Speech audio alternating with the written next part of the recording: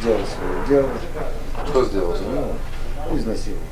1993 жылдың күзі Ақмола облысының Вишневка ауылында Татьяна есімді қыз жоғалып кетті. Ол көрші ауылдағы анасына бау-бақша күтіміне көмектесуге кеткен. Алайда діттеген жеріне жетпеді, кері оралмады да.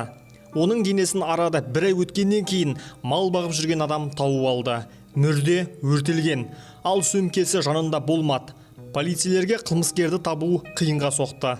Бірнеше күннен кейін тағы бір әйел хабар ошарсыз кетті. Ол балабақша меңгерушісі болған, тұрмыс құрған 3-4 баланың анасы. Оның өлімі де жұмбақ болып қалды. Кейін қыс мезгілі басталып, қар түсті. Дәлел боларлық еш нәрсе қалмады.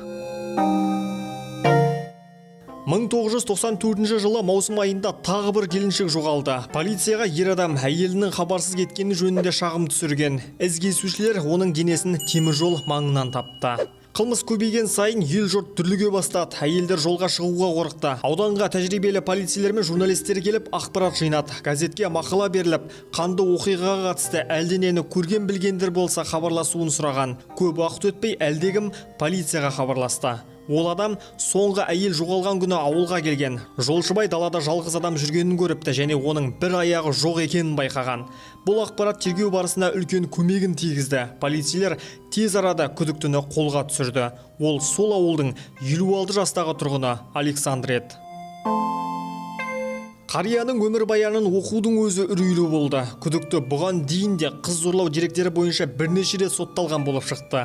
Ең соңғы рет 15 жылға қамалған, кейін түрмеден қашып шыққан. Бірақ кері ұсталып, жазасын өтеу мерзіміне тағы 3 жыл қосылған. Бұның алдында оны өлім жазасына кесу ұсынылған, алайда жоғарғы сот оны қабылдамай қойды. Бұл шешім ақыр соңында өкіндіріп тынды. Она сильно не сопротивлялась, но попыталась сопротивляться, видишь, что я сильно держу. Я пошел, она прыгала на ту сторону, чтобы не убежала. Сделал свое дело. Кто сделал? Ну, изнасиловал.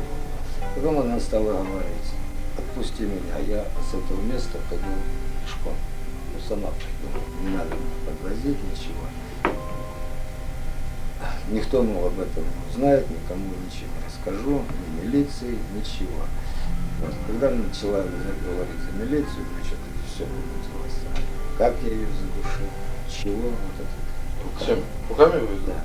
Тергеу кезінде Александр соңғы жоғалған қызбен қатар бір жыл бұрын хабарсыз кеткен екі әйелді де өлтіргенін мойындады.